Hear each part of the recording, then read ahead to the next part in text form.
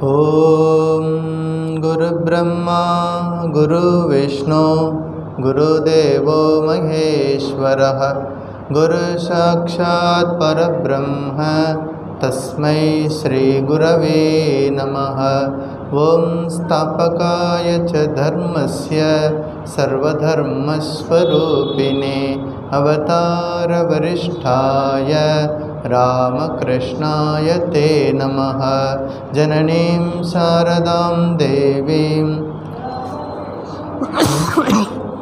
पादपद्मे तयो श्रित्वा प्रणमामि मुहुर्मुहुः। नमः श्रीयतिराजाय विवेकानन्दसूरये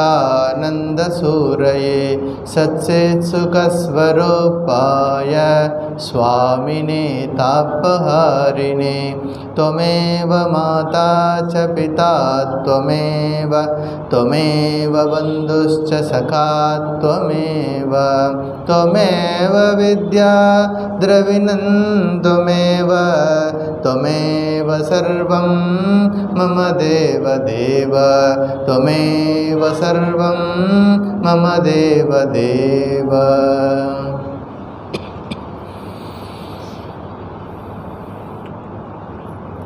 ॐ नमो भगवते रामकृष्णाय।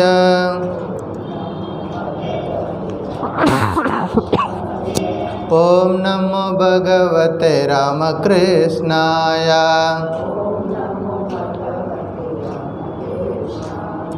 ॐ नमो भगवते रामकृष्णाय।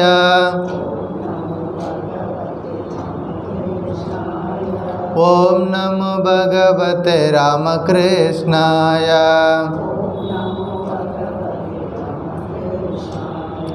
ॐ नमो भगवते रामकृष्णाय।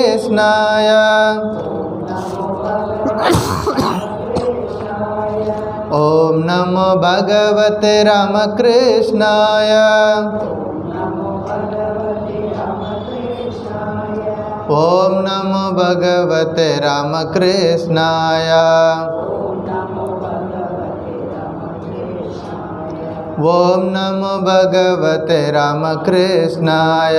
ॐ नमो भगवते रामकृष्णाय। ॐ नमो भगवते रामकृष्णाय। ॐ नमो भगवते रामकृष्णाय। ॐ नमो भगवते रामकृष्णाय। ॐ नमो भगवते रामकृष्णाय। ॐ नमो भगवते रामकृष्णाय। ॐ नमो भगवते रामकृष्णाय।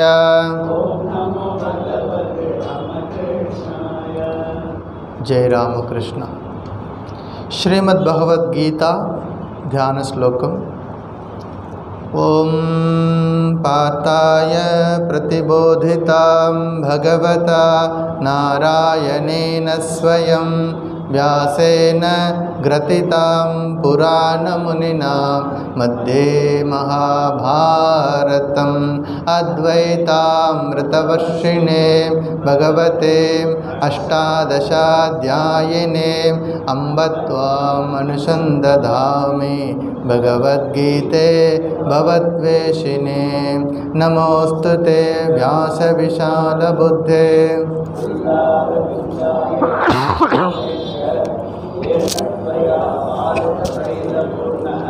प्रज्वालितो ज्ञानमयप्रदीपः प्रपन्नपारिजाताय स्तोत्रवेत्रैकपाणये ज्ञानमुद्राय कृष्णाय गीतामृतदुहे नमः। सर्वोपनिषदो गावो दुग्धा गोपालनन्दनः पार्थो वत्ससुधीर्भोक्ता दुग्धं गीतामृतं महत्।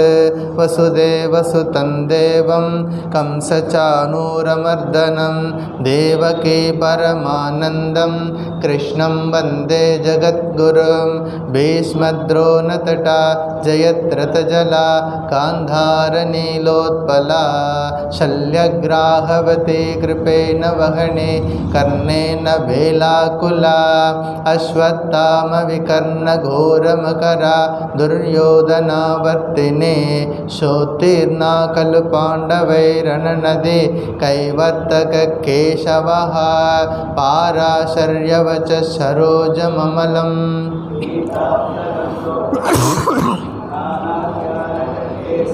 हरिकथा संबोधना बोधितं लोके सज्जनसत्पदैरहरः पेपीयमानं मुदा भूयाद् भारतपङ्कजं कलिमल प्रध्वंसिनः श्रेयसे मूकं करोति वाचालं पङ्गुं लङ्घयते गिरिं यत्कृपातमहं वन्दे परमानन्दमाधवं यं ब्रह्मा वरुणेन्द्ररुद्रमरुतः स्तुन्वन्ते दिव्यैस्तवै वेदै साङ्गपदक्रमोपनिषदै गायन्ति यं सामगाः ध्यानावस्थितगतेन मनसा पश्यन्ति यं योगिनो यस्यान्तं न विदुःसुरगणा अध्यायं 18 चैप्टर 18 ओम श्री परमात्मने नमः। अथ अष्टादशोऽध्यायः मोक्षसंन्यासयोगः। अर्जुन उवाच संन्यासस्य महाबाहो तत्त्वमिच्छामि वेदितुम्।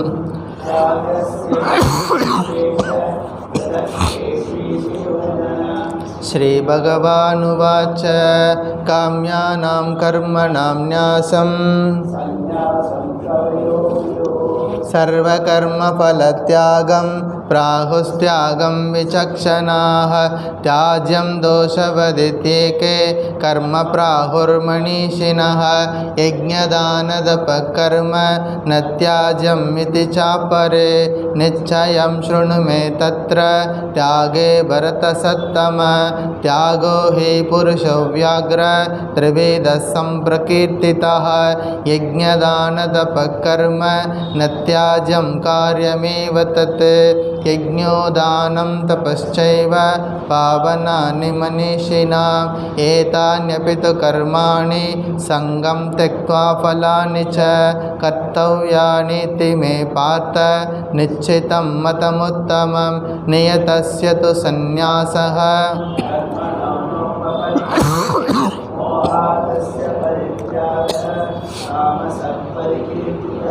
दुःखमित्येव यत्कर्म कायक्लेशभयात् त्यजेत्। सकृत्वा राजसं त्यागं नैव त्यागफलं लभेत्। कार्यमित्येव यत्कर्म नियतं क्रियते अर्जुन सङ्गं त्यक्त्वा फलं चैव न द्वेष्टकुशलं कर्म कुशलेनानुसज्जते। त्यागी सत्त्वसमाविष्टो मेधावी छिन्न संशयः। न हि देहभृता शक्यं त्यक्तुं कर्माण्यशेषतः। यस्तु कर्मफलत्यागी सत्यागीत्यभिधीयते। अनिष्टमिष्टं मिश्रं च त्रिविधं कर्मणः फलं भवत्यत्यागिनां प्रेत्य न तु सन्न्यासिनां क्वचित्। पञ्चैतानि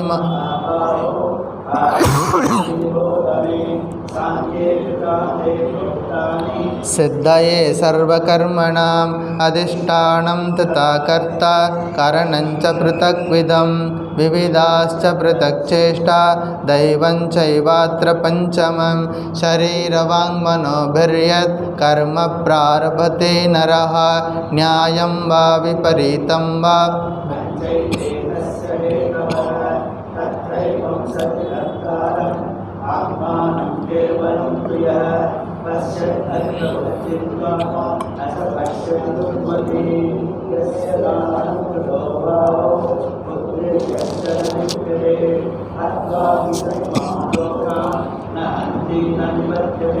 ज्ञानं ज्ञेयं परिज्ञाता त्रिविधा कर्मचोदना करणं कर्म कर्तेति त्रिविधः कर्मसङ्ग्रहः ज्ञानं कर्म च कर्ता च त्रिधैव गुणभेदतः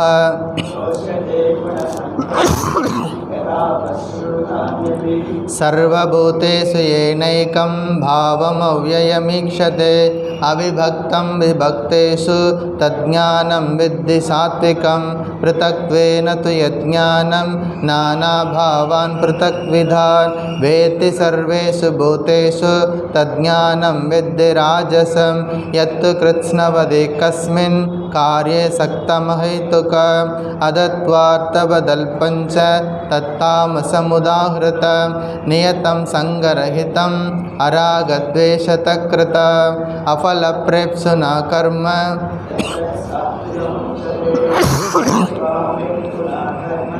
साहंकारेण वा पुनः क्रियते बहुलायासं तद्राजसमुदाहृतम् अनुबन्धं क्षयं हिंसात् अनपेक्ष च पौरुषं मोहादारभ्यते कर्म यत्तत्तामसमुच्यते मुक्तसङ्गो नहंवादे धृत्युत्साहसमन्वितः सिद्ध्यसिद्ध्यो निर्विकारः कर्ता सात्विक उच्यते रागी कर्मफलप्रेप्सुः लुब्धो हिंसात्मको शुचिः हर्षशोकान्वितः कर्ता राजसपरिकीर्तितः अयुक्तप्राकृतस्तब्धः शठो नैष्कृतिको लशः विषादे दीर्घशूद्रे च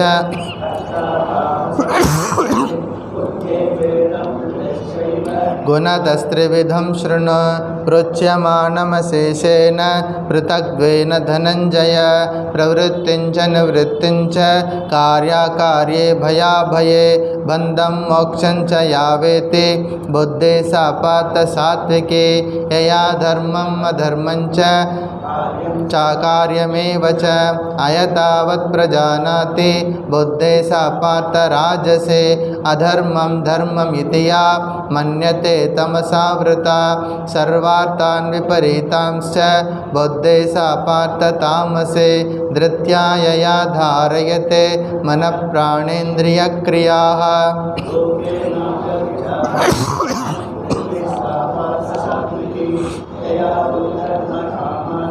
धृत्या धारयतेऽर्जुन प्रसंगेन फलाकांक्षे धृते सा पार्थ राजसे यया स्वप्नं भयं शोकं विषादं मदमेव च न विमुञ्चति दुर्मेधा धृते सा पार्थ तामसे सुखं त्विदानीं त्रिविधं शृणु मे भरतर्षभ अभ्यासाद् रमते यत्र दुःखान्तं च निगच्छते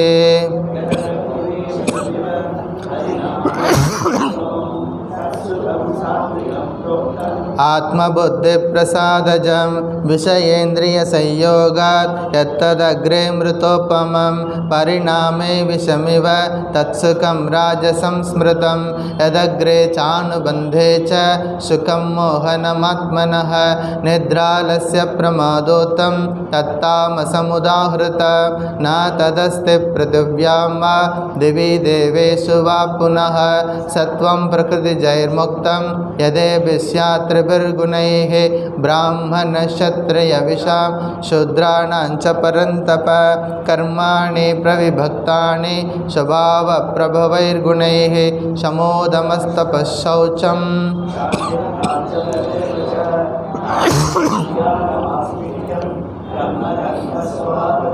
शौर्यं तेजो धृतिर्दाक्ष्यं युद्धे चाप्यपलायनं दानमीश्वरभावश्च शास्त्रं कर्म स्वभावजं कृषिगौरक्ष्यवाणिज्यं वैश्यकर्मस्वभावजं परिचर्यात्मकं कर्म शूद्रस्यापि स्वभावजं स्वे स्वे कर्मण्यभिरतः संसिद्धिं लभते नरः स्वकर्मनिरतसिद्धिं यथा विन्दति तच्छृणु यतः प्रवृत्तिर्भूतानां येन सर्वमिदं ततः स्वकर्मणादमभ्यर्ज्य सिद्धिं विन्दति मानवः श्रेयान् स्वधर्मो विगुणः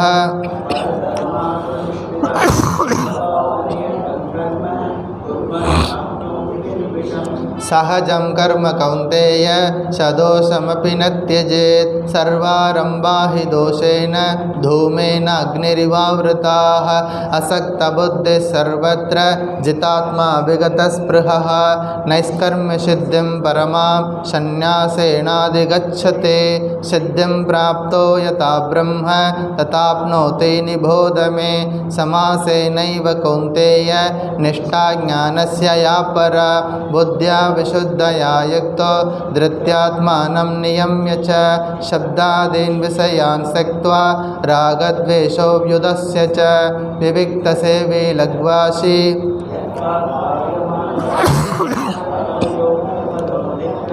वैराग्यं समुपाश्रितः अहंकारं बलं दर्पं कामं क्रोधं परिग्रहं विमुच्य निर्ममशान्तो ब्रह्मभूयाय कल्पते ब्रह्मभूतप्रसन्नात्मा न शोचति न काङ्क्षति समस्सर्वेषु भूतेषु मद्भक्तिं लभते परा भक्त्या मामभिजानाति यावान्यच्चास्मि तत्त्वतः ततो मां तत्त्वतः ज्ञात्वा विशते तदनन्तरं सर्वकर्माण्यपि सदा कुर्वाणो मद्व्यपाश्रयः मत्प्रसादादवाप्नोति शाश्वतं पदमव्ययं चेतसा सर्वकर्माणि मयि सन्न्यस्य मत्परः बुद्धियोगम् उपाश्रित्य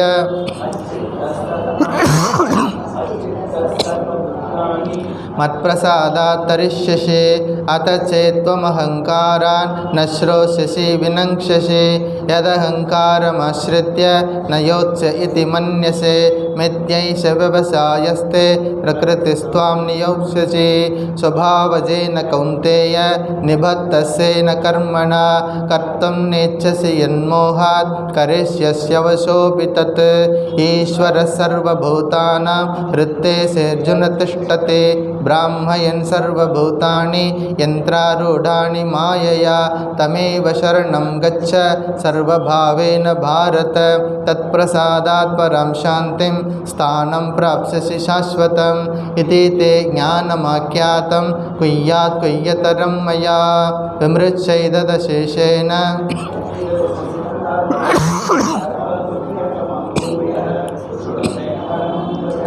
इष्टोऽसि मे दृढमिति ततो वक्ष्यामि ते हितं मन्मना भव मद्भक्तो मद्याजी मां नमस्कुरु मामे वैश्यसि सत्यं ते प्रतिजाने प्रियोऽसि मे ஸ்லோகா நம்பர் 66 சென்ற வாரம் இது படித்தோம், கம்ப்ளீட் பண்ணல.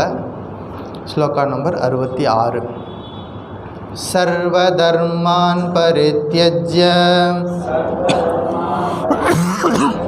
मामेकं शरणं व्रज अहं त्वा सर्वपापेभ्यो मोक्षयिष्यामि मा शुचः सर्वधर्मान् परित्यज्य मामेकं शरणं व्रज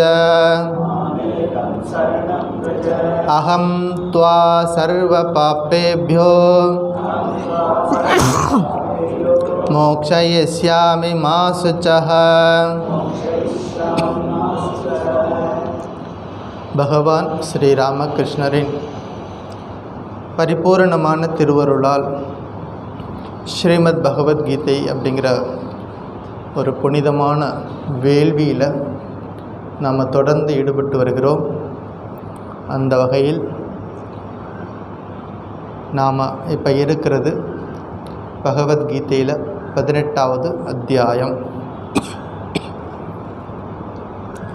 18வது அத்தியாயம் என்பது 17 அத்தியாயங்களிலே பகவான் ஸ்ரீகிருஷ்ணர் அர்ஜுனனுக்கு சொன்ன விஷயங்களை மீண்டும் ஒரு முறை நினைவுபடுத்தும் விஷயங்கள் ஆகும்.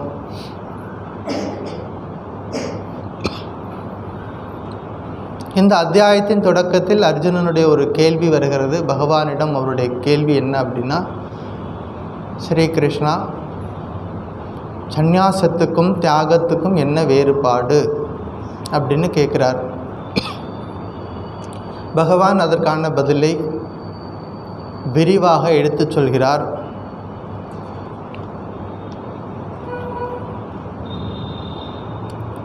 வாழ்க்கையில் கர்மங்கள் நாம் செய்துக்கிட்டு இருக்கிறோம். எல்லாமே கர்மம்தான். நடந்து வந்தால் கர்மம், உக்காந்தால் கர்மம், சாப்பிட்டாலும் கர்மம், ஈவன் ஜெபம் பண்ணாலும் அதுவும் கர்மம் என்று வேதாந்தம் சொல்கிறது. ஜெபம் செய்கிறது சுவாமி, அது ஆன்மீக சாதனையாச்சே, அதுவும் கர்மம். தியானம், நான் தியானம் செய்கிறேன் என்று சொன்னால் அதுவும் கர்மம். இப்படி எல்லா காரியங்களையும் நம்ம செய்துக்கிட்டு தான் இருக்கிறோம். அந்த காரியத்தை செய்வதன் மூலமாக பற்றுதல் இல்லாமல் செய்யணும் அப்படிங்கிறதா பகவத்கீதை கொடுக்கக்கூடிய முக்கியமான மெசேஜ். காரியங்களை தொடர்ந்து செய்யணும். எது வரைக்கும்? நான் உடல் அப்படிங்கிற நினைவு இருக்கிற வரைக்கும் புண்ணியமான காரியங்களை, தர்மமான காரியங்களை தொடர்ந்து செய்ய வேண்டும். அந்த காரியங்களை செய்வதனால என்ன நடக்கும் சுவாமி அப்படின்னா, மனம் சுத்தமாகும், மனம் பரிசுத்தமாகும். தூய மனதில்தான் இறை சிந்தனை எழும். தூய மனம் என்பது இறை சிந்தனைக்கு உகந்தது. தூய மனம் இருந்தால் தான் இறைவனை தியானம் செய்ய முடியும். பரிசுத்தம் இல்லாத மனதில் இறைவன் அங்கே எப்படி எழுந்தருள்வார்? அதற்காக இந்த ப்ராக்டிஸெல்லாம் நம்ம செய்து தான் ஆகணும். இப்படி பல்வேறு விஷயங்களை எடுத்து சொல்லி பகவான் ஸ்ரீகிருஷ்ணர் 7 தலைப்புகளை எடுத்துக்கொண்டார். அந்த 7 தலைப்புகள் சந்நியாசம், ஞானம், கர்மா, கர்த்தா, புத்தி, திருத்தி, சுகம் என்று 7 தலைப்புகளை எடுத்துக்கொண்டு அந்த 7 தலைப்புகளின் மூலமாக 3 குணங்கள் உடைய விஷயங்கள் எல்லாம் ரொம்ப தெளிவாக எடுத்து சொன்னார். நம்ம படிச்சிருக்கிறோம். பகவான் ஸ்ரீ ராமகிருஷ்ணர் சொல்வார், 3 குணங்களுமே திருடர்கள் தான் அப்படின்னு சொல்லுவார். சாத்வீக குணம் நல்லதுன்னு சொல்லுவோம், ஆனால் ஒரு நாளைக்கு அந்த சாத்வீக குணத்தையும் நாம் விட்டுட்டு போகணும் அப்படிங்கிறது ஞாபகம் வச்சுக்கணும். இப்படி தாமச குணத்தில் நாம் இருந்தோம் என்றால் அதிலிருந்து அடுத்த ஸ்டெப்பு ராஜசகுணம்.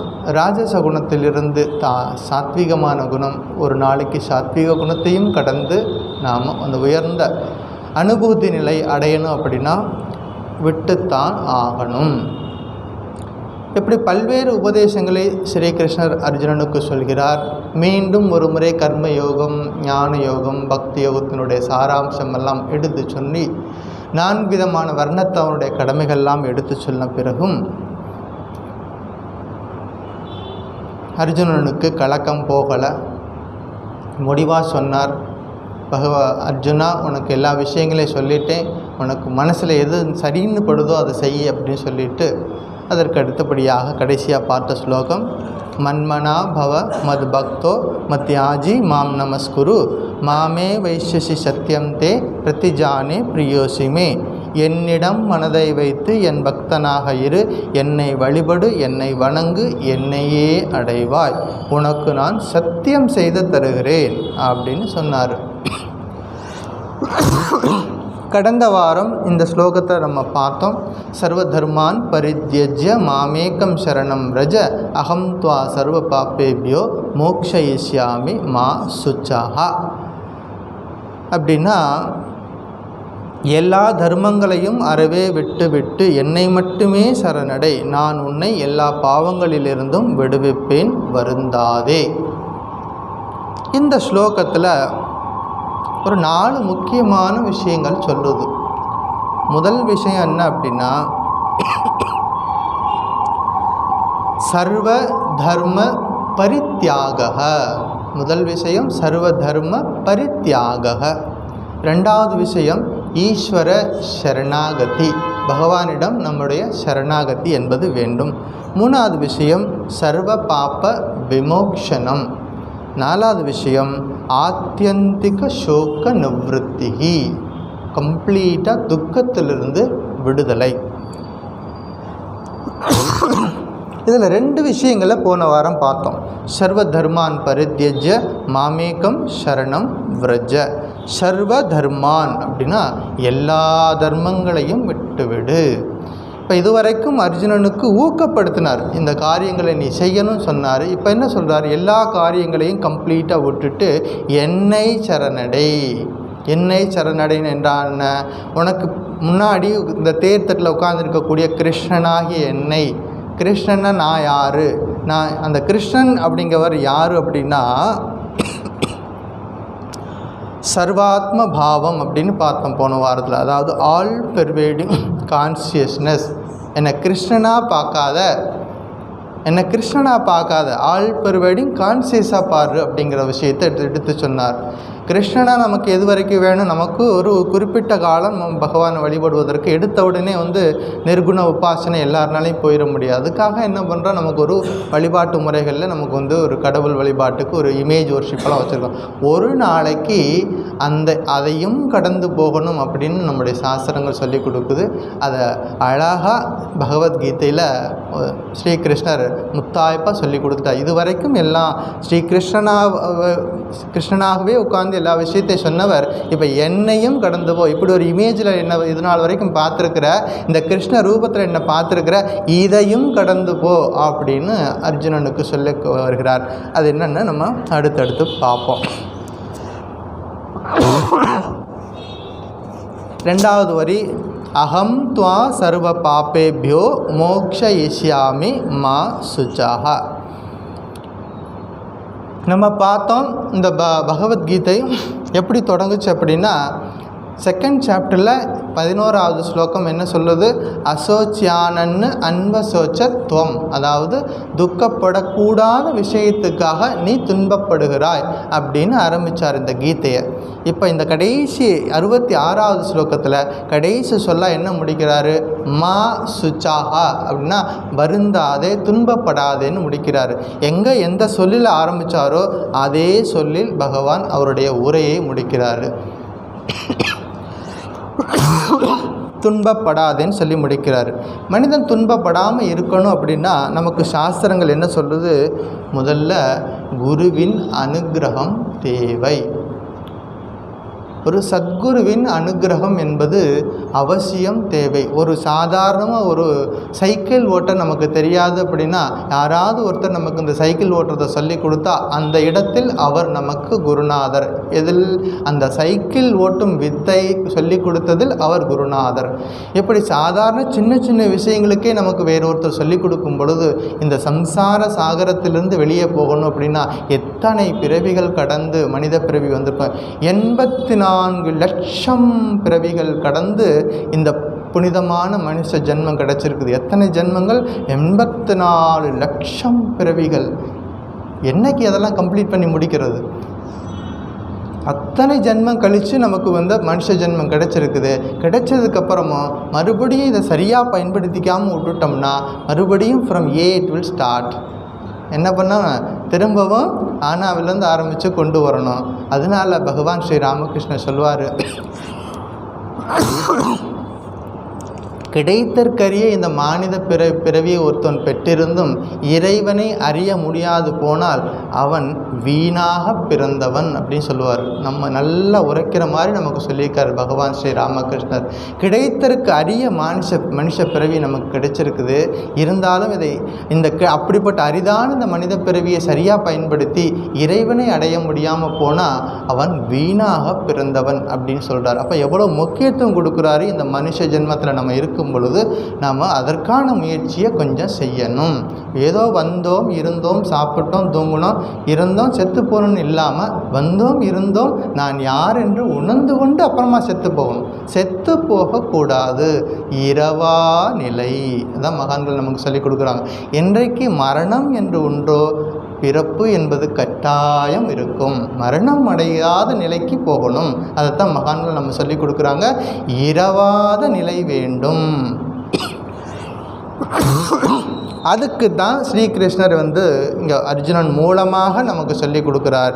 இரவாத நிலை அடையணும்னா என்ன செய்யணும்? குருவின் துணை முதல்ல வேண்டும்.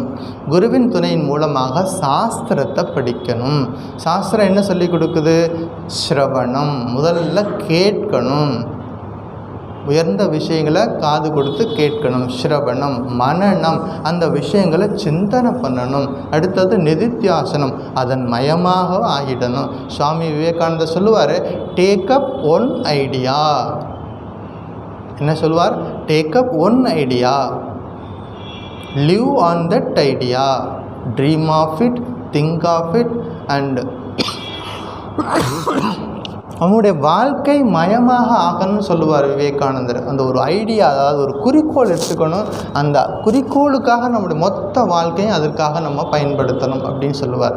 இப்படி ஸ்ரவண மனன நிதித்தியாசனத்தின் மூலமாக ஞானத்தை பெற வேண்டும். எது ஞானம்?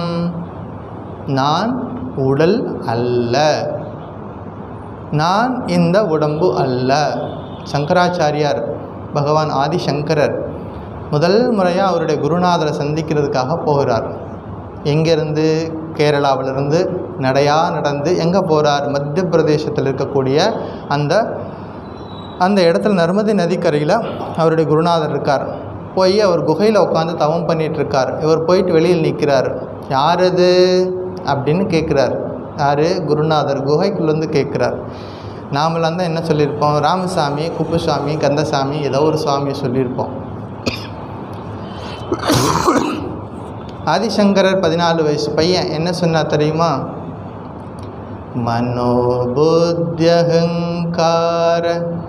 சித்தானி நாகம் நச்ச ஸ்ரோத்ர ஜிஹ்வே நச்ச கிராண நேத்ரே நச்ச व्योम பூமி न तेजो न वायु चिदानंद रूप शिवोहम शिवोहम.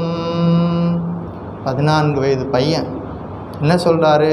எனக்கு அம்மா பேர் வச்சுருக்காங்க, எனக்கு சங்கரன் பேர் வச்சுருக்காங்கன்னு சொல்லியிருக்கலாம் இல்லையா? என்ன சொன்னார்?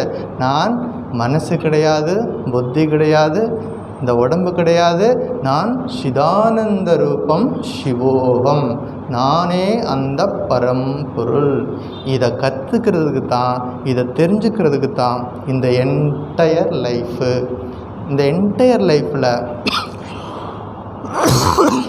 நாம் எப்படி வேணாலும் இருந்துக்கலாம். ஒருத்தர் ஆசிரியராக இருக்கலாம், ஒருத்தர் மருத்துவராக இருக்கலாம், ஒருத்தர் வழக்கறிஞராக இருக்கலாம், எப்படி வேணாலும் நம்ம வாழ்க்கையில் வேஷம் போட்டுக்கலாம். ஆனால் எல்லாருக்கும் ஒரே ஒரு குறிக்கோள் தான், இந்த நான் என்பது யார், இந்த நான் அப்படிங்கிறத கண்டுபிடிக்கிறதுக்காகத்தான் இந்த வாழ்க்கை, ஒட்டுமொத்த வாழ்க்கை.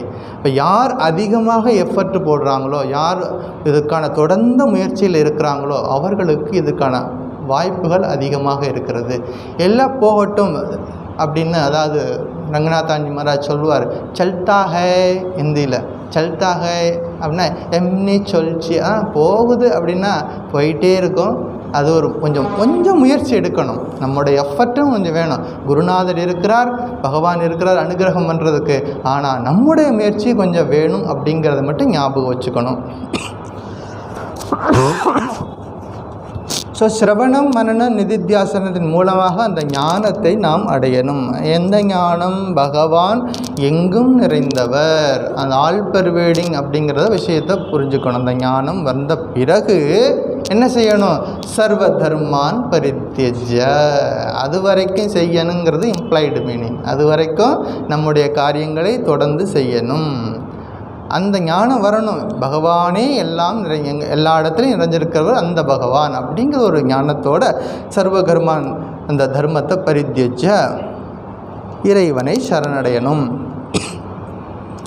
மாமேகம் சரணம் ரஜ அப்படின்னா நிர்குணமான என்னை சரணடை. அதாவது இன்னொரு வார்த்தையில் சொல்லணும்னா அகங்கார தியாகம். ஈகோ நமக்குள்ளே என்ன இருக்குது? ஈகோ இருக்கிறதுனால நான் சொல்லிக்கிட்டே இருக்கிறோம். அந்த நான், ஸ்ரீராமகிருஷ்ணன் சொல்லுவார், அந்த நான் அப்படிங்கிறது ஒரு அரச மரம் மாதிரி. ஒரு செவுத்தில் ஒரு அரச மரம் முளைச்சிருக்கும். இன்றைக்கி போய் நீங்கள் வெட்டிட்டு வந்துடுவீங்க, நாளைக்கு காலையில் போய் பார்த்தீங்கன்னா இன்னொரு புதுசாக ஒரு பிரான்ச் வெளியே நிற்கும். இன்றைக்கி தான் வெட்டிட்டு வந்திருப்பீங்க. அவ்வளவு அவர் ஸ்ட்ராங்காக இருக்குது அந்த அகங்காரம். அந்த அகங்கார தியாகம் அப்படிங்கிறது வேணும். சரணம் ரஜ, ஞானத்தினால அகங்காரத்தை விட்டுவிடு. சரி, நம்ம வாழ்க்கையில் ஒரு 4 முக்கியமான விஷயங்கள், ஒரு தடைகள் இருக்குது. நம்முடைய ஆன்மீக லட்சியத்தை அடையிறதுக்கு ஒரு 4 முக்கியமான தடைகள் இருக்குது. என்னது அப்படின்னா, கர்மகாண்டம் என்ன சொல்லுது? பாபம் புண்ணியம், இது 2 பற்றி தான் டீல் பண்ணும். கர்ம காண்டத்தில். ஞான காண்டத்தில் இன்னொரு 2 விஷயங்கள் அதிகமாக இருக்குது. பாப புண்ணியம், அதுபோக அஜ்ஞானம், மோகம். இந்த 4ஐயும் பற்றி சொல்வது வேதாந்தத்தில் இந்த 4ஐயும் சொல்லுது. பாப்பம் அப்படின்னா நமக்கு எல்லாருக்கும் தெரியும், ஒரு தவறான செயலை செய்தால் அதற்கு நிச்சயம் ஒரு தண்டனை உண்டு, பாப்பம். புண்ணியம், நல்ல காரியத்தை செஞ்சால் நமக்கு மெரிட் உண்டு. மெரிட்டு கிடைச்சா என்ன, மறுபடியும் ஒரு புதிய ஜென்மம் எடுப்போம், அதில் சில கர்மாக்கள் கிரியேட் ஆகும். அப்போ என்ன, அதன் மூலமாகவும் தொடர்ந்து இந்த பிறவி சங்கிலி என்பது தொடர்ந்துக்கிட்டே இருக்கும். பாவம் செய்தாலும் சங்கிலி தொடரும், புண்ணியம் செய்தால் புண்ணியத்தை சேர்த்துக்கிட்டே போனாலும் என்னாகும், திரும்ப திரும்ப அந்த புண்ணியத்தை அனுபவிப்பதற்காக மீண்டும் ஒரு முறை வந்து நம்ம இந்த ஜென்ம இந்த இடத்துல பிறக்கனா வேறொரு வசதியான வீட்டில் பிறப்போம். அப்படி ஏதாவது தொடர்ந்து இந்த பிறப்பு என்பது தொடர்ந்து வந்துக்கிட்டே இருக்கும். புண்ணிய பாபம் புண்ணியம். அடுத்தது அஜ்ஞானம், அறியாமை. எதை பற்றி அறியாமை? அதாவது இருக்கிறத இல்லாத பார்க்குறது, இல்லாத இருக்கிறத பார்க்குறது. அதுக்கு பேர் அத்தியாசம்னு பேர். ராத்திரியில் போயிட்டுருக்குறோம், சரசரசரன்னு சத்தம் கேட்குது. என்ன நினைக்கிறோம்? பாம்பு. கண்ணுக்கு தெரியல, சத்தம் கேட்குது, உடனே நினச்சிடலாம் பாம்பு. நீளமாக அங்கே ஏதோ படுத்துருக்கு. பக்கத்தில் போய் லைட் அடித்து பார்த்ததுக்கப்புறம் தெரியுது அது பாம்பு இல்லை, அது குச்சி தான், அல்லது ஏதோ ஒரு கயிறு படுத்துருக்குது. அது தெரிஞ்சதுக்கப்புறமா அந்த பாம்பு நம்மளை விட்டு போயிடுச்சு, அது கயிறு தான். கயிறு என்ன நினச்சிட்ருக்கிறான்? பாம்பாக நினைக்கிறான். மாற்றி புரிஞ்சுக்கிறது அத்தியாசம். இல்லாததை இருக்கிறதா மாற்றி புரிகிறது. அப்புறம் மோகம். எது தர்மம் எது அதர்மம் சரியாக பிரித்து பார்க்க முடியாத ஒரு நிலை மோகம். எது சத்தியம் எது அசத்தியம் என்ற ஒரு குழப்பமான ஒரு நிலை. இது எல்லாமே நம்முடைய ஆன்மீக வாழ்க்கைக்கு தடை. இந்த தடைகளையெல்லாம் நான் விளக்குகிறேன். பகவான் சொல்கிறார், இந்த தடைகளையெல்லாம் நான் விளக்குகிறேன். அதனால தான் கடைசியாக சொல்கிறார், மா சுச்சாகா, வருந்தாதே. நம்முடைய துன்பத்துக்கெல்லாம் காரணமாக இருக்கக்கூடிய எல்லா தடைகளையும் அந்த காரணத்தை நான் விளக்கி உனக்கு மோட்சத்தை தருகிறேன் அப்படின்னு சொல்கிறார். அதாவது செயல்களை செய்து மனதை தூய நிலைக்கு கொண்டு வந்து தூய நிலையில் இறைவனை தியானம் பண்ணணும். பகவான் சொன்னார், பண்டிதர்கள் துக்கப்பட மாட்டார்கள்னு சொன்னார். 2nd சாப்டரில் 11வது ஸ்லோகத்தில் சொன்னார். அதாவது, அர்ஜுனா, நீ பேசுகிறது ஒரு மாதிரி இருக்குது, உன்னுடைய செயல் ஒரு மாதிரி இருக்குது. பண்டிதர்கள்லாம் நல்லா படித்தவங்க, நல்ல அறிவாளிகள் இப்படியெல்லாம் சொல்ல மாட்டாங்க அப்படின்னாரு. அப்போ யார் துக்கப்படுவா? அஞ்ஞானிகள் துக்கப்படுவார்கள். அதை ஞாபகம் வச்சுக்கணும். பண்டிதர்கள், மகான்கள், நன்றாக புரிஞ்சுக்கிட்டவங்க துக்கப்பட மாட்டாங்க அப்படின்னா அப்போ யார் துக்கப்படுறா? அஞ்ஞானிகள் துக்கப்படுறாங்க. சரி, அந்த துக்கத்துக்கு என்ன காரணம்? அஜ்ஞானம். எகெயின் நமக்கு அந்த துன்பத்துக்கு என்ன காரணம்? அஜ்ஞானம் தான் நமக்கு துன்பத்துக்கு காரணம். நம்ம பார்த்தோம், கயிற்றில் பாம்பா பார்க்கறது, அது கயிறு தான். கயிற்றில் பாம்பா பார்த்ததுனால பயம் வந்துச்சு, கயிறா பார்த்துட்டாச்சுன்னா பயம் இல்லாமல் போயிடும் அப்படிங்கிறாரு. இப்போ அர்ஜுனனுக்கு என்ன பிரச்சனை? இங்கே உறவினர்களை கொல்லணும். அர்ஜுனனுக்கு பிரச்சனை வந்து உயிர்களை கொல்றேன்னு அப்படிங்கிற பிரச்சனை கிடையாது. முன்னாடி நிற்கிறது என்னுடைய தாத்தா பீஷ்மர், என்னுடைய குருநாதர் துரோணாச்சாரியார், இவங்கெல்லாம் என்னுடைய உறவினர்கள். இவர்களை கொல்றதுக்கு எனக்கு மனசு வரல அப்படிங்கிறது. அப்படின்னா என்ன பிரச்சனை அங்கே இருக்குது? விருப்பு வெறுப்பு. விருப்பு வெறுப்பு இருக்கிறதுனால தான், அவங்க மேலே விருப்பம் இருக்கிறதுனால தான் அந்த உயிர்களை நான் வந்து கொல்றதுக்கு அவனால் முடியலை. விருப்பு வெறுப்பு வருது. அதாவது ராக துவேஷம், சரீர அபிமானம், உடல் பற்று இருக்கிறதுனால தான் அவர்னால் அங்கே கடமையை சரியாக செய்ய முடியலை. சரி, ஏன் சரீர அபிமானம் நமக்கு வருது? எதனால் உடம்புக்கு மேலே அப்படி ஒரு பற்றுதல் வருது?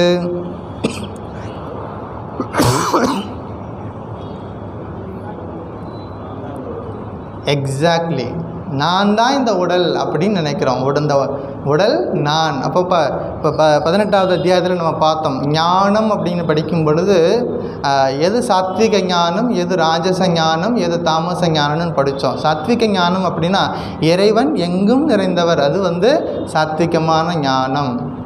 இறைவன் எங்கும் நிறைந்தவர் அப்படிங்கிறது பார்க்குறோம். அதுதான் சாத்விக ஞானம். இப்போ நான் இந்த உடம்பு தான் நான் அப்படின்னு நினைக்கும் பொழுது தான் உடம்பு மேலே நமக்கு அபிமானம் வருது, உடம்பு மேலே நமக்கு ஒரு பற்றுதல் வருது.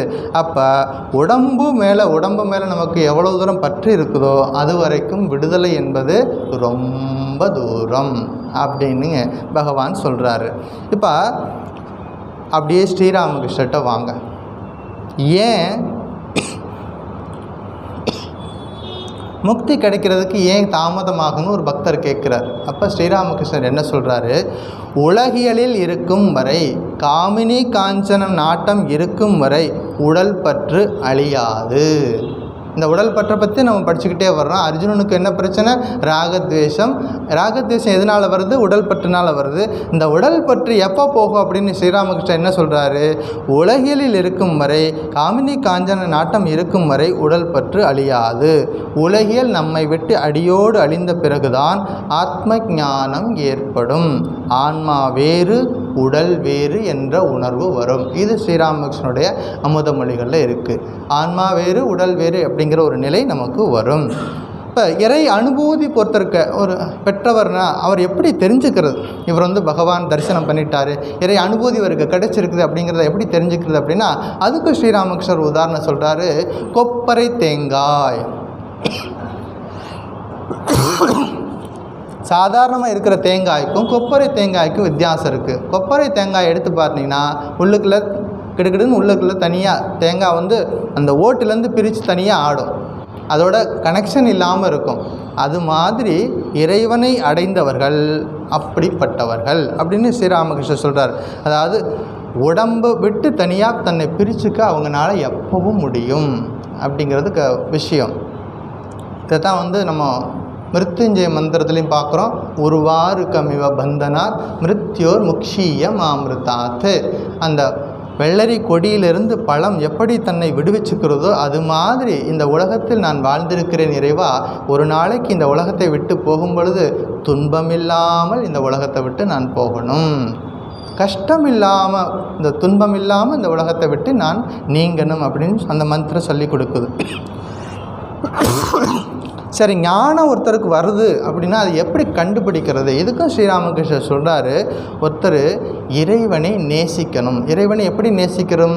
இறைவனை எல்லா உயிர்களிலும் பார்க்கணும்.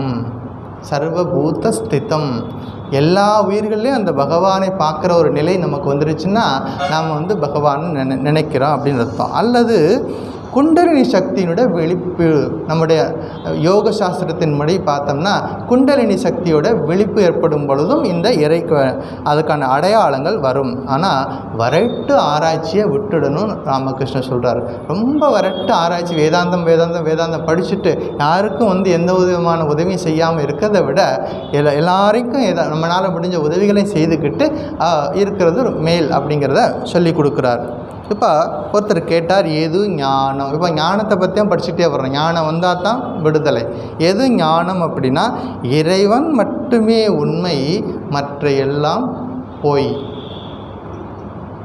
இறைவன் மட்டுமே உண்மை, பிரம்ம சத்தியம் ஜெகத் மித்யா, வேதாந்த வாக்கியம். இதை சரியாக புரிஞ்சுக்கணும் அப்படிங்கிறது ஞாபகம் வச்சுக்கணும். எந்த ஆங்கிளில் நம்ம புரிஞ்சுக்கணும், சரியாக புரிஞ்சுக்கணும். இறைவன் மட்டுமே உண்மை. ஒரு நாளைக்கு இந்த அனித்தியமான உலகத்திலிருந்து நாம் விடுபடத்தான் வேண்டும். நமக்கு விரும்பினாலும் விரும்பாவிட்டாலும் ஒரு நாளைக்கு இந்த உலகத்திலிருந்து நாம் விடுபடுவோம் அப்படிங்கிற ஒரு புத்தி நமக்குள்ளே எப்போதும் இருக்கணும். அந்த புத்தியோட காரியங்கள் பண்ணும் பொழுது ஈகோ இல்லாமல் நம்ம எல்லா வேலையும் செய்வோம் அப்படின்னு ஞாபகம் வச்சுக்கணும்.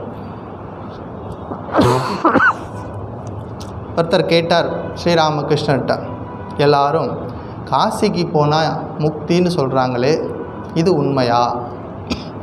நம்மளும் படிச்சிருக்கிறோம், சாஸ்திரத்தில் படிச்சிருக்கிறோம், காசியில் இறந்தால் முக்தி, திருவண்ணாமலையை நினைத்தால் முக்தி, இப்படி தலங்களுக்கெல்லாம் ரொம்ப முக்கியத்துவம் சொல்கிறாங்க. ஸ்ரீராமகிருஷ்ணர் சொல்கிறார், அது உண்மை. அது எப்படி நடக்குது அப்படின்னா, ஸ்ரீராமகிருஷ்ணர் காசிக்கு வந்திருந்த போது அது படகுல போயிட்டுருக்கார், ஒரு காட்சி. அப்போ சிவபெருமான் என்ன பண்ணுறார், அங்கே இறந்து போகக்கூடிய ஆத்மாக்களுக்கு தன்னுடைய நிர்குண வடிவத்தை காட்டுறார். இதனால் வரைக்கும் இந்த சரீரத்தை, இந்த சிவபெருமான் அப்படின்னு நமக்குன்னா சிவபெருமான் அப்படின்னா நமக்கு உடுக்க வச்சுருப்பார், மழு வச்சுருப்பார், அப்போ பாம்பு எல்லாம் இருக்கும், கங்கை இருக்கும், இப்படிலாம் நமக்கு ஒரு இமேஜின் பண்ணி வச்சுருப்போம். அல்லது சிவலிங்கத்தை வச்சுருப்பான். இதெல்லாமே நமக்கு இப்போ தெரிஞ்சது. ஆனால் அவர் என்ன சொல்கிறாரு, அந்த கடைசி நிமிஷத்தில் அந்த ஆத்மாவுக்கு கூப்பிட்டு, இதெல்லாம் நீ பார்த்துருக்குற, இது வரைக்கும் இந்த உலகத்தில் பார்த்துருக்க, என்னுடைய அடுத்த உருவத்தையும் பாரு, உருவமற்ற நிலையை நீ பாருன்னு சொல்லிட்டு அப்போ அந்த நிலைக்கு கூட்டிகிட்டு போகிறார். அதையே தான் ஸ்ரீகிருஷ்ணர் இங்கேயும் சொல்கிறாரு. இதெல்லாம் செஞ்சுட்டப்பா, இப்போ கடைசியாக என்னை சரணடை அப்படின்னா அந்த என்னை அந்த நான் யார், எல்லையற்ற ஆல் பெர்வேடிங் கான்சியஸ்னஸ். அதே தான் அந்த ஸ்ரீராமகிருஷ்ணர்னு சொல்கிறாரு. காசியில் இறத்தவர் முக்தி அடைகிறார் அப்படின்னா என்ன அர்த்தம் அப்படின்னா அந்த ஒரு நிலை, அது உருவமற்ற நிலையை கொடுத்து பகவான் அங்கே முக்தி கொடுக்குறாரு அப்படிங்க. அப்போ அதுக்கு என்ன பண்ணணும், ஞானம் என்பது ரொம்ப ரொம்ப முக்கியமானது. ஞானம் கிடைத்தால் மட்டுமே முக்தி அப்படிங்கிறது விஷயம்.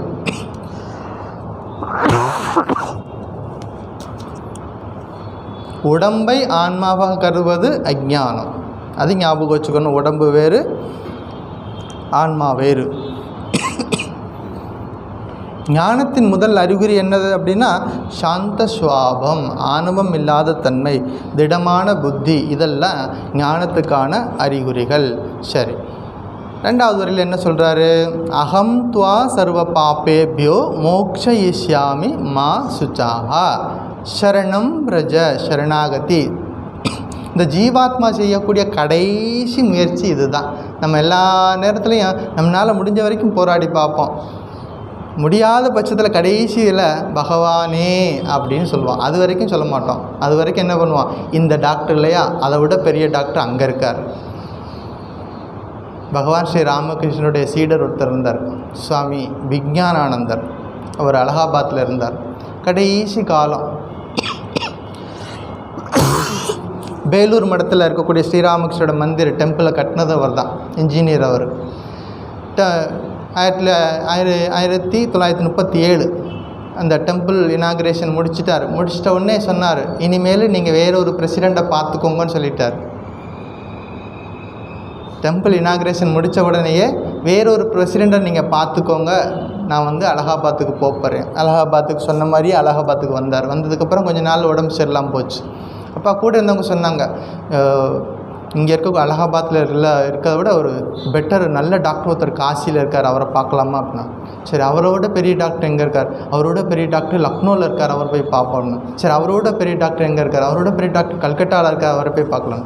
அவரோட பெரிய டாக்டர் எங்கே இருக்கார், அவரோட பெரிய டாக்டர் அமெரிக்காவில் இருக்கார், அவரை போய் பார்க்கலாம். அவரோட பெரிய டாக்டர் எங்கே இருக்கார், அவரோட பெரிய டாக்டர் இங்கிலாந்தில் இருக்கார், அவர் போய் பார்க்கலாம். அவரோட பெரிய டாக்டர் இல்லை. அப்போ சுவாமி சொன்னார், அவரோட பெரிய டாக்டர் ஒருத்தர் இருக்கார், அவர் எனக்குள்ளேயே இருக்கார். அவரோட பெரிய டாக்டர் எனக்குள்ளேயே இருக்கார். அந்த டாக்டர் யார், பகவான். சரணாகதி, அந்த நிலை சரணாகதி வரணும். சரணாகதி, நான் இறைவனை சார்ந்திருக்கிறேன், எனக்கு எந்த கவலையும் இல்லை. அம்மா அன்பில் நான் இருக்கேன், எனக்கு ஒரு கவலை இல்லை. ஒரு பாட்டு இருக்குது, அம்மா அன்பில் நான் இருக்கேன், எனக்கு ஒரு கவலை இல்லை. அப்புறமா பஜனைக்கு போங்க, அதில் பாடுவாங்க. கீதா கிளாஸ் முடிச்சுட்டு என்ன பண்ணணும், ஆரத்திலே உட்காரணும். ஆரத்தியில் உட்காந்திங்கன்னா அதுக்கப்புறம் நிறைய பாடல்கள்லாம் பாடுவாங்க. இறைவனை பெற்ற பாடல்லாம் இருக்குது.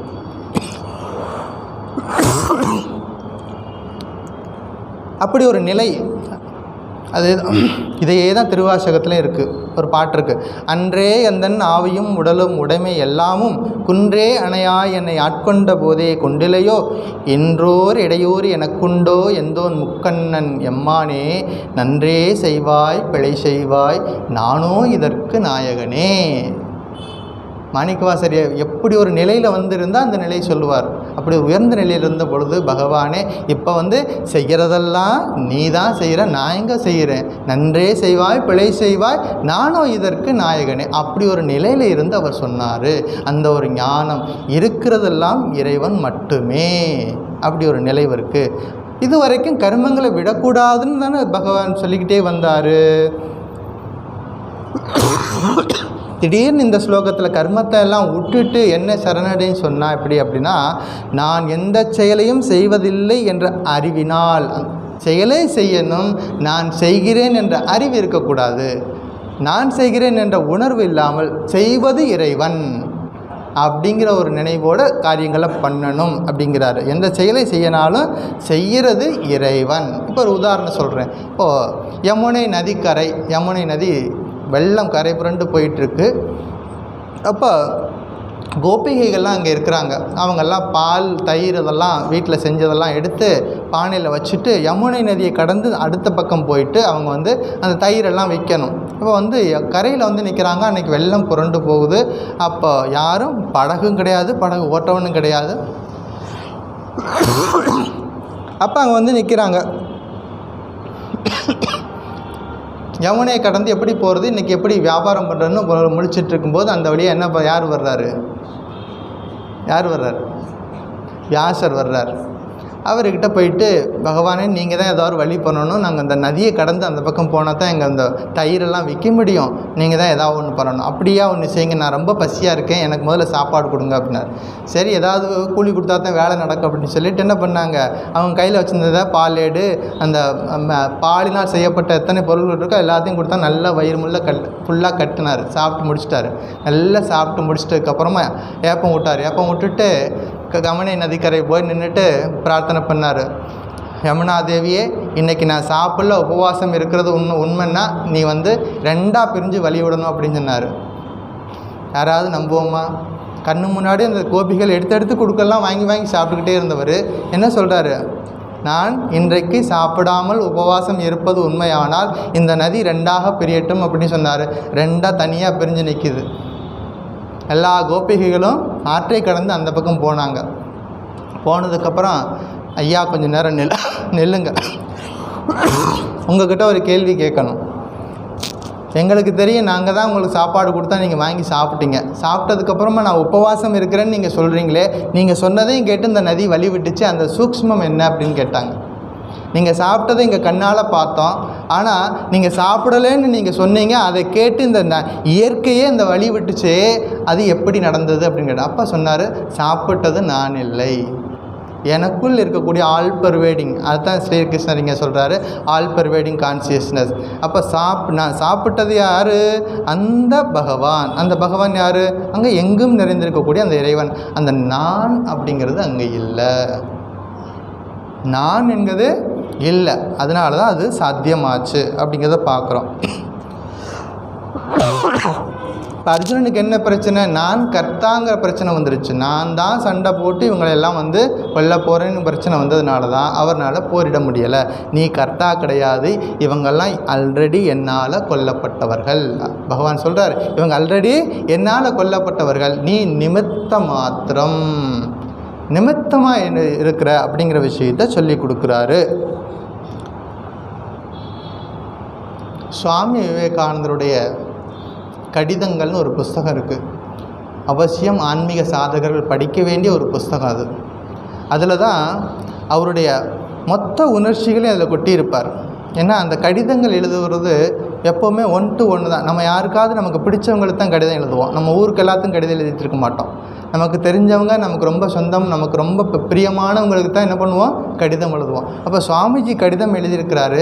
அந்த கடிதங்களில் பார்த்திங்கன்னா அவருடைய மொத்த உணர்வுகளும் அதில் பிரதிபலிக்கும். ஒரு கடிதம் என்ன சொல்கிறாரு பார்ப்போம். கடைசி காலகட்டம் அவருடைய 1902 அந்த அமெரிக்காவிலேருந்து செகண்ட் டைம் போயிட்டு வந்ததுக்கப்புறமா ஒரு நாள் எழுதுகிறார், என் வேலைகள் யாவும் அறவே ஒழிய வேண்டும் என்றும் என் உடல் பொருள் ஆவி அனைத்தும் ஜெகன்மாதாவிடம் ஐக்கியமாக வேண்டும் என்றும் வாழ்த்துவாய். யாரோ ஒருத்தருக்கு இவர் கடிதம் எழுதுகிறார். எல்லாரையும் விரட்டி வேலை வாங்கினவர் சுவாமிஜி. அவர் மற்றவங்களாம் அவரோட வேகத்துக்கு ஈடு கொடுத்து வேலை செய்ய முடியலை. இந்த மிஷன், இந்த ராமகிருஷ்ண மிஷனை வந்து ஸ்தாபனம் பண்ணும்பொழுது இதுக்கான ஸ்ட்ரக்சர் கொடுத்தவர் அவர். அப்படிப்பட்ட ஒரு சுவாமிஜி எல்லாரையும் வேலை செய்யணும் உந்துதல் கொடுத்தவர் என்ன சொல்கிறாரு, என் வேலைகள் யாவும் அறவே ஒழிய வேண்டும் என்றும் என் உடல் பொருள் ஆவி அனைத்தும் ஜெகன்மாதாவிடம் ஐக்கியமாக வேண்டும் என்றும் வாழ்த்துவாய். பல பணிகளும் பயனற்றவை என்று காண்கிறேன். அப்படி ஒரு நிலை, அந்த ஒரு நிலை வரும் பொழுது என்னாகும், பல பணிகளும் பயனற்றவை என்பதை காண்கிறேன். இப்போது என் குருதேவர் என்னை வா என்று கூவி அழைப்பது ஒன்றுதான் கேட்கிறது. என்னுடைய குருநாதர் என்ன சொன்னார்? நரேந்திரநாதர், நான் தொடர்ந்து தியானத்தில் 3 நாளைக்கு நிர்விகல்ப சமாதியிலே இருக்குன்னு சொன்னார். அப்போ ஸ்ரீராமகிருஷ்ணன் சொன்னார், இல்லை இல்லை, நீ செய்ய வேண்டிய காரியங்கள் நிறையா இருக்குது, அதெல்லாம் செய்து முடிச்சுட்டு வா, பூட்டி சாவி வச்சு என்கிட்ட தான் இருக்குது, நீ முடிச்சுட்டு வா, சாவி கொடுத்துட்றேன்னு சொன்னார். இப்போ அந்த சாவியை கொடுக்குறதுக்கான வேலை வந்துருச்சு. என்ன சொல்கிறார் சுவாமிஜி? என் குருநாதர் என்னை வா என்று கூவி அழைப்பது மட்டும்தான் எனக்கு கேட்குது அப்படிங்கிறார். இதோ வந்தேன் ஐயனே, இதோ வந்தேன் ஐயனேன், நான் பிறந்ததை நினைத்து மகிழ்கின்றேன். சுவாமிஜியோட உணர்வுகள் பார்க்கணும். இதெல்லாம் அவசியம் படிக்க வேண்டிய ஒரு புஸ்தகம், சுவாமிஜியோட கடிதங்கள். நான் பிறந்ததை நினைத்து மகிழ்கின்றேன், நான் பட்ட பல கஷ்டங்களை நினைத்து மகிழ்கின்றேன், நான் செய்த பிழைகளை நினைத்து மகிழ்கின்றேன், இனி பெற இருக்கும் அந்த சாந்த நிலையை நினைத்தும் மகிழ்கின்றேன். நான் ஒருவரையும் பந்தத்துக்கு உள்ளாக்கவில்லை. இந்த உலகத்தில் நான் இருந்தபோது ஒருவரையும் பந்தத்துக்கு உள்ளாக்கவில்லை. அதுபோலவே என்னுடன் எந்த ஒரு பந்தத்தையும் நான் கொண்டு போகவும் இல்லை. நான் இருந்தபோதும் யாருக்கும் சுமையாக இல்லை, நான் போகும் பொழுதும் எந்த சுமையும் நான் தூக்கிட்டு போகலை. அவசியம் நம்ம தெரிஞ்சுக்க வேண்டிய விஷயங்கள். என்னென்ன வேதாந்தம் படித்தோமோ இதெல்லாம் சுருக்கமாக இங்கே வந்துருச்சு. கீதையில் பகவான் அர்ஜுனனுக்கு என்னென்ன சொன்னாரோ அதெல்லாம் முக்கியமான விஷயங்கள்லாம் இந்த வார்த்தைகளில் வந்துருச்சு. அதுதான் அப்படி ஒரு நிலை வரும் பொழுது என்ன சொல்கிறாரு? வேலைகள் என்னை விட்டு போகணும் அப்படின்னு பிரார்த்தனை பண்ணுறார். வேலைகள் என்னை விட்டு போகணும் அப்படிங்கிறத பிரார்த்தனை பண்ணுறார். இப்போ ஸ்ரீராமகிருஷ்ணன் சொல்வார், ஒரு முள்ளை வச்சு இன்னொரு முள்ளை எடுக்கணும். காலில் ஒரு முள்ளை குத்திருச்சா, ஒரு முள்ளை வச்சு இன்னொரு முள்ளை எடுத்ததுக்கப்புறமா 2 முள்ளையும் தூக்கி போட்டுறணும். அதுதான் தர்ம காரியம். அதர்மத்திலிருந்து விலகி தர்ம காரியத்தை பண்ணணும், தர்ம காரியத்தையும் தாண்டி போகணும் அப்படின்னு நம்மளோட சாஸ்திரங்கள் சொல்லி கொடுக்குது. ஒரு நாள் கைலாசத்தில் பயங்கரமான சத்தம் கேட்டுச்சு, டம்முன்னு சத்தம் கேட்டுச்சு.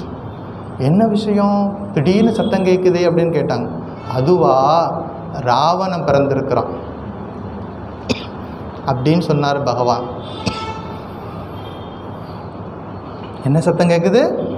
ராவணன் பிறந்திருக்கிறான். திரும்ப ஒரு 2 செகண்ட்ல திடீர்னு ஒரு சவுண்டு கேட்டுச்சு. இப்போ என்ன சத்தம் கேட்குது?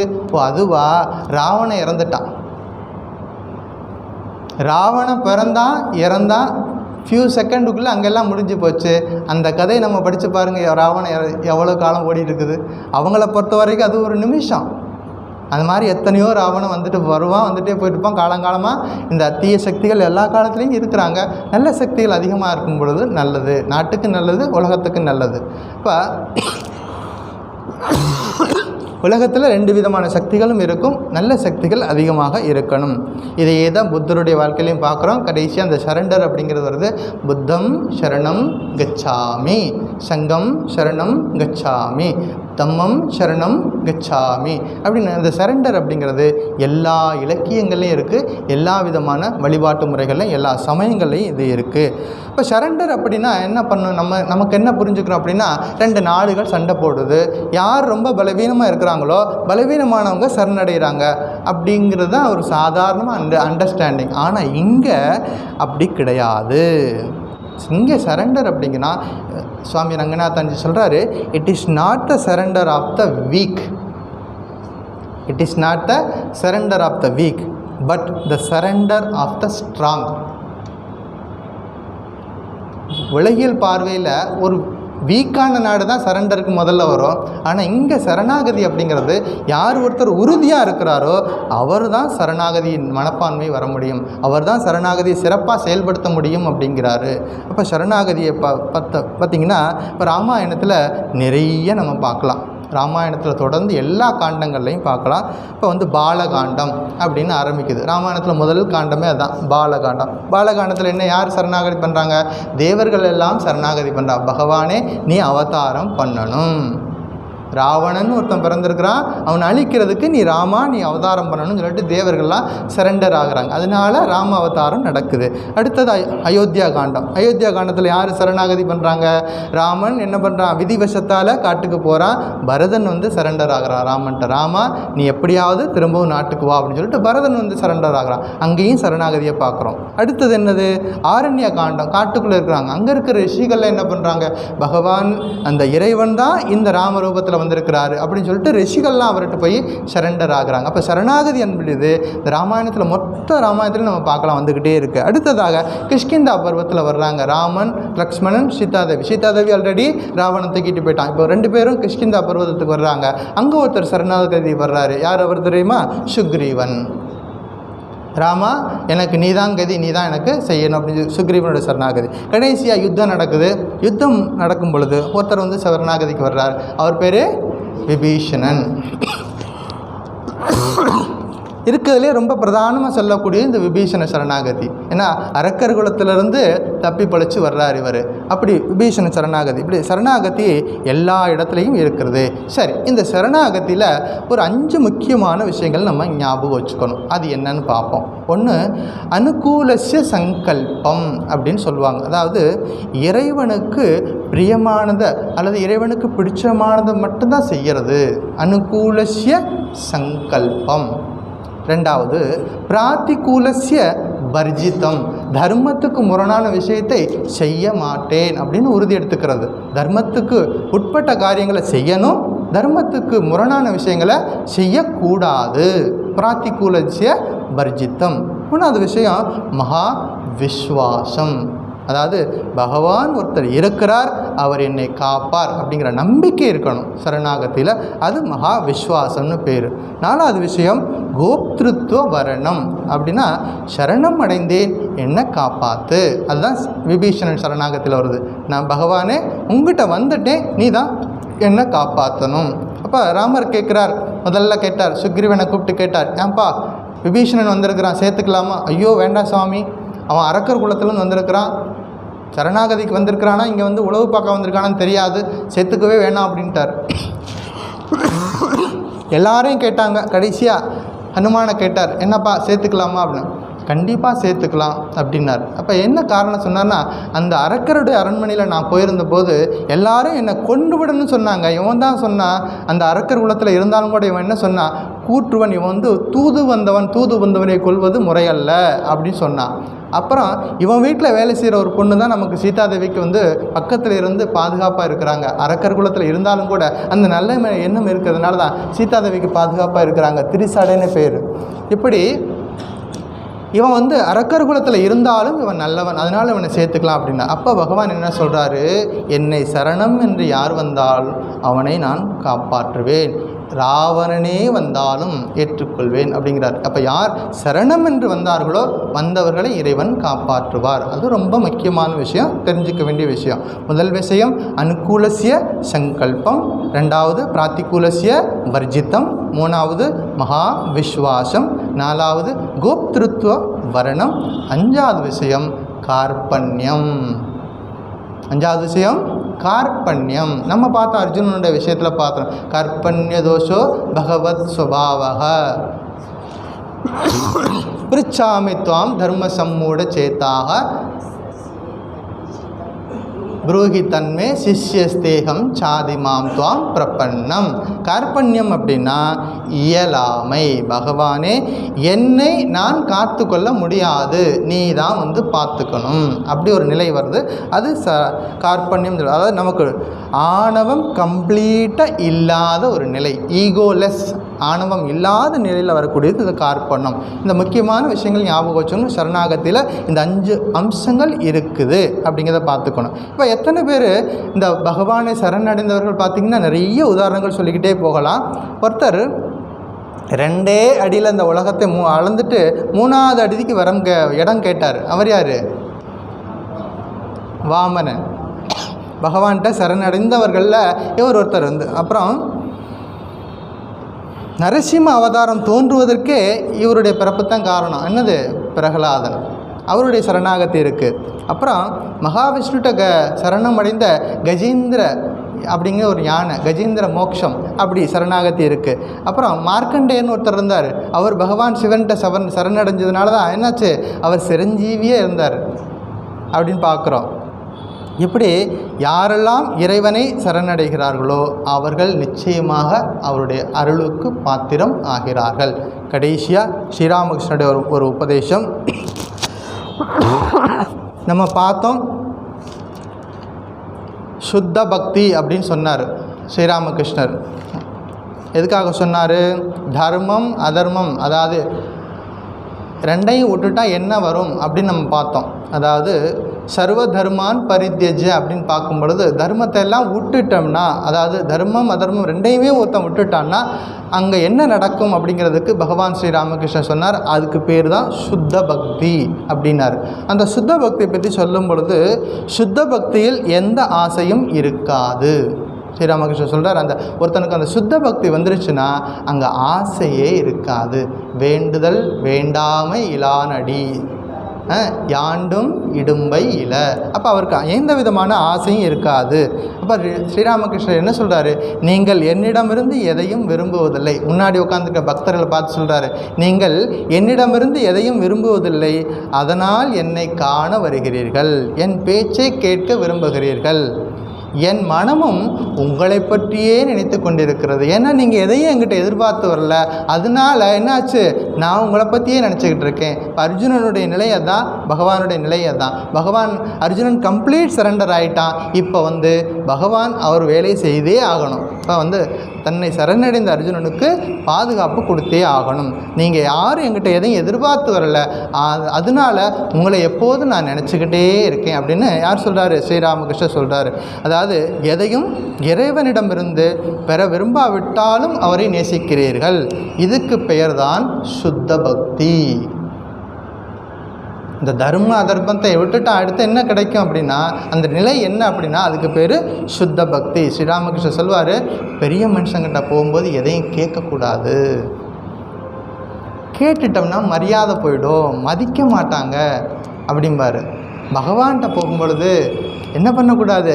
எதையும் கேட்கக்கூடாது. சாதாரணமாக ஒருத்தட்ட ஒரு பெரிய பணக்காரர் இருக்கார், நம்ம அவர்கிட்ட போயிட்டு எனக்கு ஒரு 50 ரூபா கொடுங்கன்னா 50 ரூபாய் உனக்கு 5 ரூபா தான் தருவேன் அப்படிம்பார். நம்ம 50 ரூபான்னு நம்ம சொல்லி கேட்டோம்னா அவர் என்ன சொல்வார்? 2 ரூபா தான் தருவேன்பார். 2 ரூபான்னு சொல்லி கேட்டோம்னா 50 பைசா கூட தரமாட்டேன் அப்படிம்பார். அதாவது பெரிய மனுஷங்கிட்ட போகும்பொழுது என்ன பண்ணக்கூடாது? எதையும் கேட்டு தொலைக்காத அப்படிங்கிறார் ஸ்ரீராமகிருஷ்ணர். எதையும் கேட்காத. பகவான்கிட்ட போகும் பொழுதும் எதையும் கேட்காத. அப்படி கேட்டுட்டா என்ன நடக்கும் அப்படின்னா அவர்கள் எரிச்சல் அடைவார்கள், சமமாக நடத்த மாட்டார்கள் அப்படிங்கிறாரு. எவ்வளோ ப்ராக்டிக்கலாகவும் சொல்கிறாரு பாருங்கள். எப்போதும் இறைநிலையில் இருக்கிற பகவான் என்ன பண்ணுறாரு? ப்ராக்டிக்கலாகவும் சொல்கிறாரு. எப்போவும் எதையும் கேட்காதீங்க, கேட்காம கொடுத்தா வாங்கிக்கோங்க, இல்லைன்னா பேசாமல் விட்டுடுங்க அப்படிங்கிறாரு. அப்போ பகவானுக்கு நம்ம என்ன கொடுத்தாலும் அது 1000 மடங்காக நமக்கே திரும்பி வரும். இதுதான் சூக்ஷ்மம். நாம் எதை இந்த உலகத்துக்கு இந்த சமுதாயத்துக்கு கொடுக்குறோமோ அந்த பொருள், அது ஒரு சொல்லாக இருக்கலாம், அது பொருளாக இருக்கலாம், அது எந்த விதமான உதவியாக இருக்கலாம், என்ன கொடுத்தோமோ அந்த உதவி அந்த பொருள் 1000 மடங்காக உங்கள் அக்கௌண்ட்டிலே சேர்ந்துடும், மாறி போகவே போகாது. நீங்கள் சொல்லலாம், சுவாமி எனக்கு வேண்டாம், அது வேண்டான்னு சொன்னாலும் போகாது, அது உங்கள்கிட்ட தான் வரும். அப்போ இறைவனுக்காக பகவானுக்காக செய்யக்கூடிய எந்த ஒரு விஷயமும் நமக்கு திரும்பி வரும். இந்த சூக்ஷ்மம் புரிஞ்சவங்க இந்த வாழ்க்கையை ஆனந்தமாக கழிப்பாங்க. இந்த சூக்ஷ்மம் தெரியணும்.